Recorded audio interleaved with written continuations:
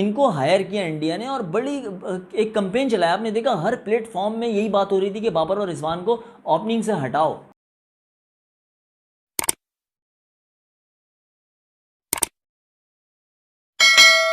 बिस्मिल्लाहिर्रहमानिर्रहीम, अस्सलाम वालेकुम। कैसे हैं आप लोग? ठीक ठाक हैं? Welcome back to my YouTube channel. Karachi Kings को बाबर आजम ने छोड़ दिया, पेशावर ज़ल्मी को ज्वाइन कर लिया और कप्तान भी बन गए। लेकिन इसके पीछे आखिर क्या वजह बनी जो बाबर आजम यूँ अचानक कराची किंग्स को उन्होंने छोड़ दिया?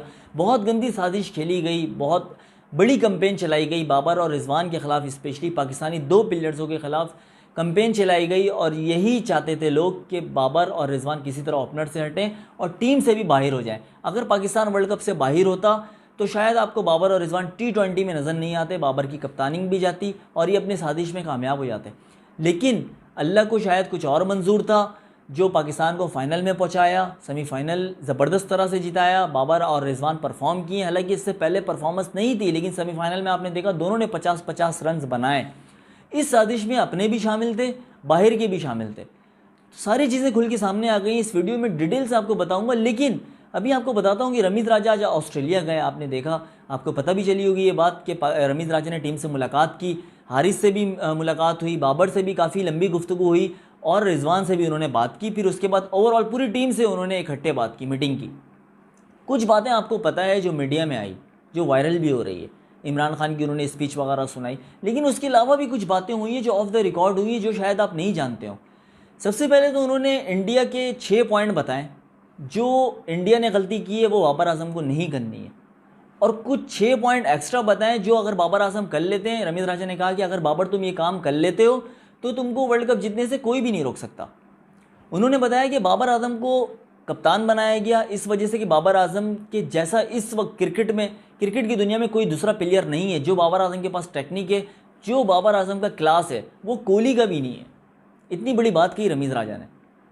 और फिर उन्होंने कहा कि कप्तान वही बनता है जो दूसरों से काम लेना जानता हो, और वही कप्तान होता है जो खुद की जिसकी परफॉर्मेंस हो, काम वही ले सकता है जिसकी जो खुद परफॉर्म कर रहा हो, तो वो फिर अपने खिलाड़ियों से भी परफॉर्म ले सकता है, परफॉर्मेंस काम करवा सकता है। तो बाबर आजम के अंदर इस लायक थी। हालांकि बाबर आजम कप्तान बनने के लिए तैयार नहीं थे, लेकिन फिर भी क्योंकि उस वक्त सीनियर खिलाड़ी कुछ टीम में मौजूद थे, लेकिन फिर बाबर आजम को प्रेशराइज के बाद कप्तान बनाया गया क्योंकि बाबर आजम की परफॉर्मेंस बेस्ट थी। तो बाबर आजम अपने खिलाड़ियों से काम ले सकते थे। और आपने देखा जब से बाबर आजम आए, 2021 का वर्ल्ड कप का हमने सेमीफाइनल खेला बगैर हरे हुए, सेमीफाइनल तक हम गए। उसके बाद एशिया कप का हमने फाइनल खेला और अभी 2022 के हम फाइनल में पहुंच चुके हैं। तो रमीज़ राजा ने ये चीज़ें बाबर आजम को याद दिलाई और फिर कहा कि अभी तक जो भी आप परफॉर्म करते हुए आए हो इस T20 वर्ल्ड कप 2022 में, वो सारी चीज़ें आप भूल जाएं। जिम्बाब्वे के ख़िलाफ़ आप हरे, इंडिया के ख़िलाफ़ आप हरे, ये सारी चीज़ें भूल जाएं। क्योंकि 1992 के वर्ल्ड कप में पाकिस्तान राउंड के मैच में किससे हरा, किससे जीता, इंडिया से हरा या किसी से भी हरा, ये किसी को याद नहीं है। ये ज़रूर याद है कि पाकिस्तान 1992 का वर्ल्ड कप जीत चुका है। हमेशा आपने देखा होगा वही तस्वीर हम देख रहे होते हैं, वही वीडियो देख रहे होते हैं जब इमरान खान कप लेके सेलिब्रेट कर रहे होते हैं। तो यही सेम टू सेम चीज़ रमीज़ राजा ने बाबर आजम को समझाई कि यार जो भी परफॉर्मेंस आपने दी वो आप भूल जाएं। आखिरी परफॉर्मेंस आपकी लोग याद रखते हैं, बाकी और कुछ नहीं याद रखते। तो अपने माइंड को रिलैक्स करें, फ्रेश मूड में रहें। एक दिन में ना टेक्निक अच्छी हो सकती है ना बिगड़ सकती है। जो भी आपको करना होगा आप फाइनल में कीजिएगा, अपना गेम खेलिएगा। 6 पॉइंट उन्होंने करने को कहा कि अगर आप ये काम कर लेते हैं तो आपको वर्ल्ड कप उठाने से कोई भी नहीं रोक सकता। और साथ साथ ये भी कहा कि कुदरत कोई काम लेना चाहती है बाबर आजम से, इसलिए बाबर आजम को फाइनल तक लेकर आई है। हालांकि परफॉर्मेंस विराट कोहली की भी थी, लेकिन विराट कोहली की टीम सेमीफाइनल में बाहर हो गई। बाबर आजम वर्ल्ड कप से बाहर हो रहे थे, लेकिन वो अंदर आए और फिर उसके बाद अल्लाह ने इज्जत बख्शी, सेमीफाइनल में परफॉर्मेंस करवाया उनसे और फिर वो फाइनल में पहुँचे।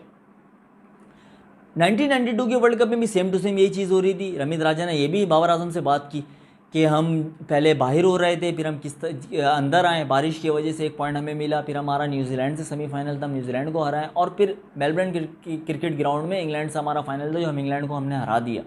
और इंग्लैंड की सारी टेक्निक, सारी कमज़ोरी बाबर आजम को उन्होंने बताया। और साथ साथ ये भी कहा कि सेम टू सेम यही चीज़ बाबर 92 वाली हो रही है 2022 में। न्यूजीलैंड को हमने हराया सेमीफाइनल, फाइनल हमारा उसी टीम से है जिससे 92 के वर्ल्ड कप में था। इंग्लैंड थी वो टीम, अभी भी इंग्लैंड है। मेलबर्न क्रिकेट ग्राउंड था, वही क्रिकेट ग्राउंड अभी भी है। उसी तरह हम बाहर निकल रहे थे जिस तरह अभी हम 2022 में निकल रहे थे वर्ल्ड कप से बाहर, लेकिन किस तरह हम अंदर आए, न्यूजीलैंड को हराएं और फिर फाइनल में पहुँचे। तो उन्होंने कहा कि यार आप फाइनल जीत सकते हो, आपको ट्रॉफी उठाने से कोई भी नहीं रोक सकता, सिर्फ अपने माइंड को कंट्रोल में रखना और सारी चीज़ें प्रिपेयर रखना। आपने देखा रिजवान जिस तरह 2021 के वर्ल्ड कप में नमाज़ पढ़ रहे थे, आपको याद होगा इंडिया के मैच में, हमारा पहला मैच था रिजवान इंडिया और पाकिस्तान के दरमियान, रिजवान क्रिकेट को रुकवाकर, गेम को रुकवाकर नमाज़ पढ़ना स्टार्ट कर दिया था उन्होंने। ये चीज़ें भारत को हज़म नहीं हुई। उसके बाद से इंडियन मीडिया रिजवान के पीछे लगा रहा। और आपने ये भी देखा बाबर जब से कप्तान बने तब से हम इंडिया को हराने लग गए वर्ल्ड कप में। तब से हम हर इवेंट के बड़े इवेंट में आगे जा रहे होते हैं, इंडिया बाहर हो जाता है लेकिन पाकिस्तानी टीम आगे चली जाती है, सेमीफाइनल फाइनल खेल रही होती है, चाहे एशिया कप हो चाहे वर्ल्ड कप हो। ये चीज़ें इंडिया से हज़म नहीं हो रही, जिसके बिना पे कैंपेन चलाई गई रिजवान के ख़िलाफ़। इंडिया कहता है, आप उठा के देख लें, आप गूगल सर्च कर लें, आप यूट्यूब देख लें, सर्च करेंगे आप आ जाएगा सारी चीज़ें कि इंडियन मीडिया कहता है क्या रिजवान के बारे में। वो ये कहते हैं कि यार ये मज़हब को बीच में लाता है, ये नमाजी है, ये नमाज के वजह से, ये दुआओं की वजह से ये पूरा गेम पलट जाता है, हर कुछ हो जाता है। जब से रिजवान और बाबर आए तब से इंडिया पता नहीं कहाँ फिका गई है। जिस टूर्नामेंट में पाकिस्तान होती है उस टूर्नामेंट में इंडिया रुक ही नहीं सकता है। ये पता नहीं क्या दुआ करते हैं, क्या पढ़ते हैं, ये इंडियन मीडिया का कहना है।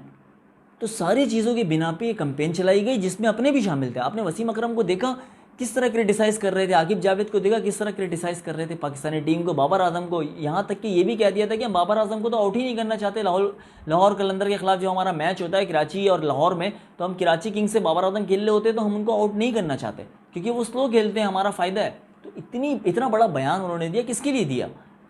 ये वही लोग हैं जो इंडियन मीडिया पर बैठते हैं, इनसे बुलवाई जाती है ये बात। ये अपने दौर में भी इंडिया को खुश करते थे, अभी भी ये इंडिया के लिए सारी चीज़ें बोलते हैं। तो इनको हायर किया इंडिया ने और बड़ी एक कैंपेन चलाया। आपने देखा हर प्लेटफॉर्म में यही बात हो रही थी कि बाबर और रिजवान को ओपनिंग से हटाओ। इनको हटाने के लिए पूरी साजिश खेली गई, लेकिन अल्लाह को शायद कुछ और मंजूर था, पाकिस्तान फाइनल में पहुंच गया। फिर रमीज़ राजा कहते हैं बाबर आजम को कि यार 6 गलती जो इंडिया ने की आपने नहीं करना है। वो सबसे पहले तो पावर प्ले का सही इस्तेमाल करना है, इंडिया जो कि नहीं कर सका। जिम्बाब्वे के खिलाफ ही सिर्फ रन बनाया पावर प्ले में इंडिया, बाकी सारे मैचेस में इंडिया 30-35 रन पे खड़ा हुआ था पावर प्ले में। दूसरा ये कि अगर आपकी बॉलिंग आए पहले तो आपको इंग्लैंड को, दोनों प्लेयर को जो ओपनर आते हैं उनको पावर प्ले के अंदर आउट करना है, कोई गलती नहीं करनी, कोई मौका नहीं देना। हमारा टारगेट यही होगा कि हम इन दोनों को लिटा दें, 60 से 70% हम मैच जीत जाएंगे। इंग्लैंड बहुत प्रेशर में आ जाएगा अगर ये दोनों आउट होते हैं तो, क्योंकि इंग्लैंड को हमने हराया हुआ भी है, 200 रन की पार्टनरशिप की हुई है बाबर आजम ने और रिजवान ने। आपको याद होगा बाबर और रिजवान से पहले आमिर सोहेल और फिर सईद अनवर की जो जोड़ी होती थी, उसके बाद हमें ये जोड़ी मिली है। काफ़ी ज़माने बाद बाबर आजम और रिजवान की जोड़ी मिली है जो इंडिया से हज़म नहीं हो रही है। इंडिया ये देखता है कि यार ये अगर दोनों खड़े हो जाते हैं, पूरी दुनिया की नज़र में ये खटक रहे हैं दोनों बाबर और रिजवान, कि अगर ये खड़े हो जाते हैं तो फिर ये पूरा रन बना देते हैं, 200 रन बना देते हैं, पूरा टारगेट अचीव कर लेते हैं। तो ये चीज़ें ये चाहते हैं कि किसी भी तरह ये टीम से बाहर हो जाए। इनको स्लो खेलने का इल्ज़ाम लगाया गया, स्ट्राइक रेट गिराने का इल्ज़ाम लगाया गया। हालांकि अगर तुमको इतनी बाबर और रिजवान से तकलीफ है तो यार विराट कोहली को निकाल दो। सेम टू सेम गेम है बाबर आजम और विराट कोहली का, जिस तरह बाबर आजम खेलते हैं उसी तरह विराट कोहली खेलते हैं। आप हटा दो विराट कोहली को, स्लो खेलता है तो बाबर आजम की क्यों पीछे लगे हुए? हमारे लोग अगर कह रहे हैं तो उन्हें अकल नहीं है कि वो क्यों कह रहे हैं ये बात। क्या कभी उन्होंने विराट कोहली के बारे में ऐसी बातें की? विराट कोहली को तो उन्होंने किंग बनाया हुआ है, विराट किंग, और बाबर आजम को यहाँ पे ज़ीरो बनाने पे लगे हुए।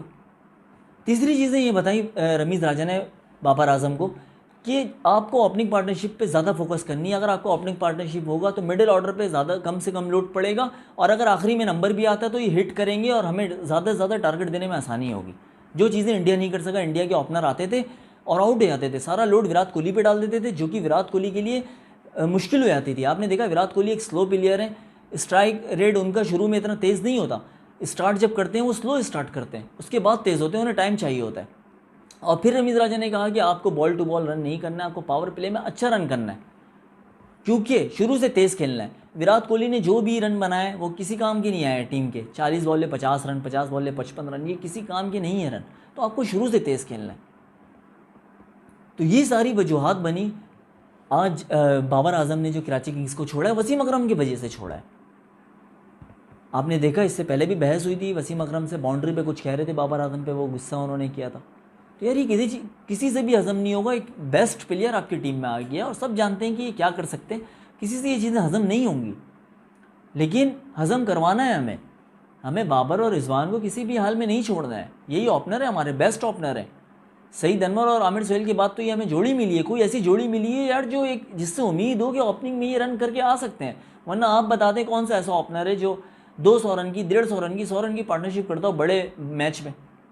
इंडिया के ख़िलाफ़ मैच में इंडिया को हमने 10 विकेटों से हराया है, नहीं इंग्लैंड को हराया हमने 10 विकेटों से। तो ये चीज़ें हज़म नहीं हो रही हैं। आज की वीडियो यहीं तक।